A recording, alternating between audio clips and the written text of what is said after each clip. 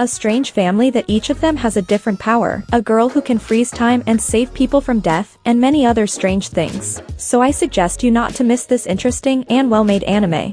Hello, welcome to your channel. For today's video, we have a recap of anime named Kakaku, which you should not miss. So before we start, don't forget to like the video and subscribe to the channel so you don't miss new videos. The story begins with a girl named Juri who interviewed for 19 different jobs in one day, but she was rejected and has to live with her family again.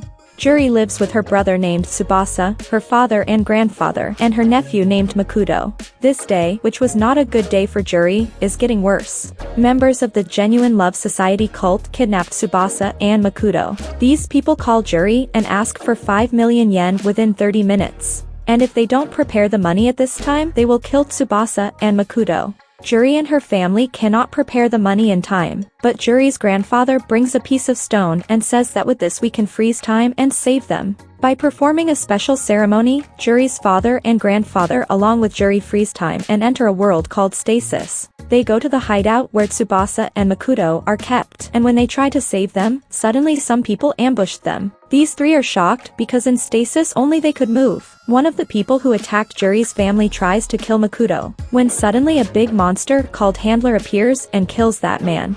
In fact, these monsters are creatures that appear and stop them if someone in this world wants to kill the frozen people. Grandfather uses his teleportation power and saves himself and Juri from danger, but Juri's father is captured.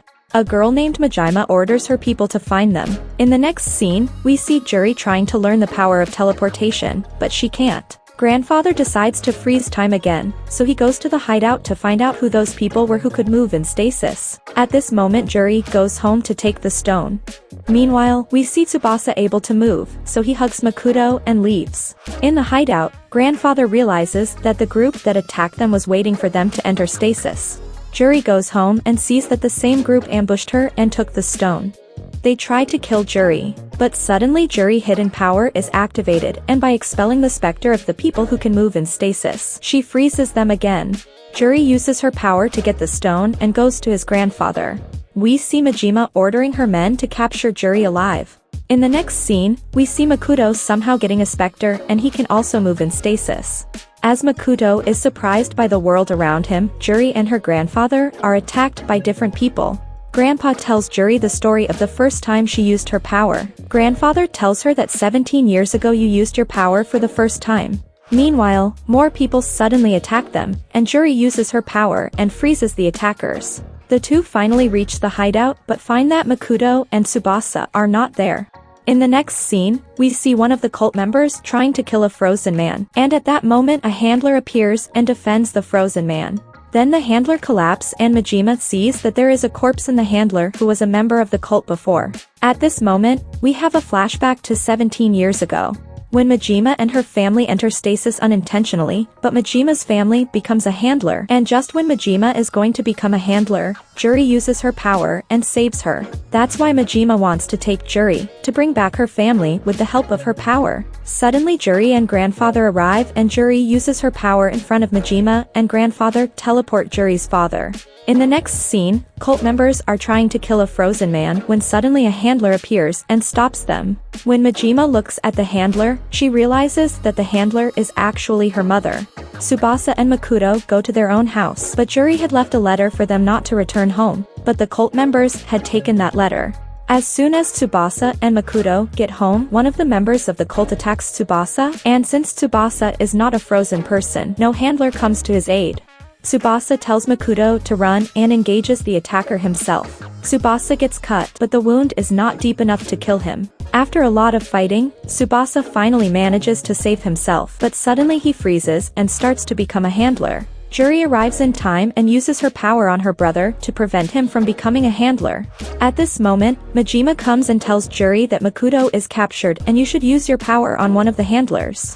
Juri accepts because she has to. Majima tries to kill a frozen man, but because she has no deep intention to kill him, no handler appears. Juri's father decides to kill the frozen man, which causes the handler to appear.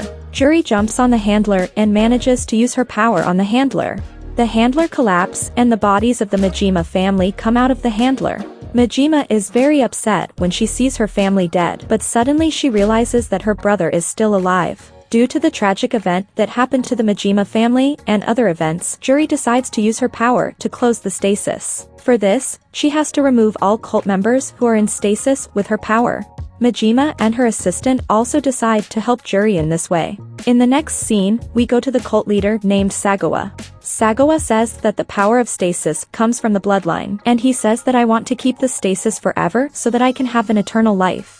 Majima and her assistant are talking to one of the members, when suddenly Juri and Grandpa teleport and Juri uses her power on the cult member. But at this moment, two other cult members find the stone and take it to Sagawa. Sagawa tells his disciple that I have become the master of the handler power, and then he transforms himself into a handler and returns to human form but with the handler power inside him. One of Sagawa's disciple tries to kill Tsubasa, but Juri arrives in time and freezes him. Sagawa hypnotizes Juri, and when he wants to kill her, Grandfather comes and saves Juri. Majima goes to Sagawa's assistant to convince him to help them, but he refuses for fear of his life. In the next scene, Majima gets stuck with Sagawa, and Grandfather and Juri come to Majima's aid.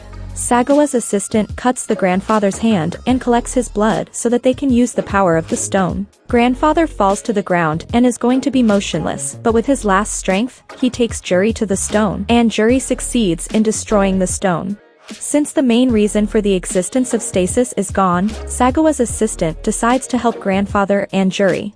Majima says that there is another way to eliminate the stasis, which is to expel the specter of all people, but by doing this, Juri will be trapped in stasis. In the next scene, we see that a handler attacks Juri's father, but at this moment, Makuto's power is activated and he can communicate with the handler. But the thing is, other people think that this power actually belongs to Juri's father, not Makuto. Now, group have the handler support to fight against Sagawa.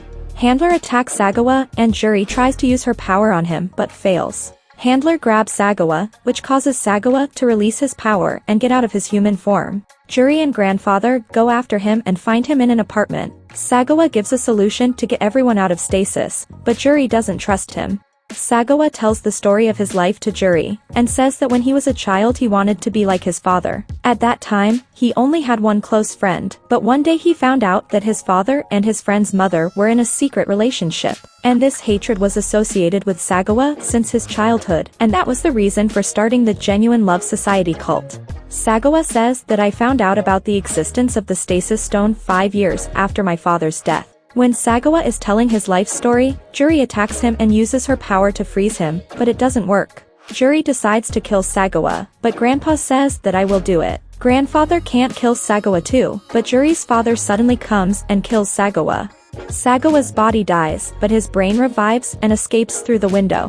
His brain floats in the sky and is connected like a spider's web. Juri's father tries to cut the strings but he cut his own fingers. Juri freezes him to prevent her father from bleeding. Suddenly, Sagawa's brain changes into a strange shape. Juri freezes Makuto and pulls him out of stasis, but suddenly he realizes that Majima is stuck in Sagawa's strings. With the help of her power, Juri cuts the strings to destroy Sagawa's brain, and suddenly Sagawa is reborn as a baby. In order to prevent Sagawa's memories from returning, Juri decides to raise him as her own son. She decides to stay in stasis for a while until Sagawa grows up enough. After that, Juri takes everyone out of stasis, except Sagawa and Grandpa. After a short time, when Sagawa grows up, Juri takes Grandfather out of stasis and now only she and Sagawa remain in stasis. After 6 months, Juri finally gets Sagawa out of stasis. She spends a long time in stasis and lives alone, which causes her to lose her mind and become psychotic. When Juri is turning into a handler, the wife of the stone creator, who died in 1880 and actually made the stasis appears and prevents Juri from turning into a handler. The creator's wife takes Juri out of stasis with her own power, and finally Juri returns to her family. Sagawa is grown up and happy with his new family. Thank you for staying with me until the end of the video. Don't forget to like and subscribe, which is a great support for your channel.